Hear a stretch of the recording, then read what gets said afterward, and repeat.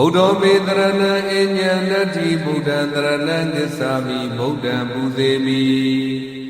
ဓမ္မောမေတရဏံအညံနတ္ထိဓမ္မံတရဏံသစ္စာမိဓမ္မံပူဇေမိသံဃောမေတရဏံအညံနတ္ထိသံဃံတရဏံသစ္စာမိသံဃံပူဇေမိဗုဒ္ဓောမြတ်စွာဘုရားသည်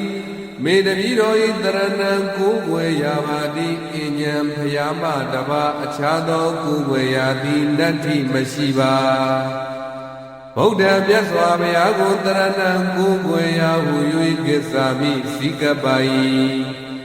ဗုဒ္ဓမြတ်စွာဘုရားကိုပူဇေမိပူဇော်ပါ၏ဓမ္မောတရားတော်သည်မေတ္တိတော်ဤတရဏံကိုယ်ွယ်ရာပါတိအညံမြတ်စွာဘုရားဤတရားမှတပါသောကိုယ်ွယ်ရာသည်နတ္ထိမရှိပါဓမ္မတရားတော်ကိုတရဏံကိုယ်ွယ်ရာဟု၍ကိစ္ဆာမိစိကပ္ပါယိဓမ္မ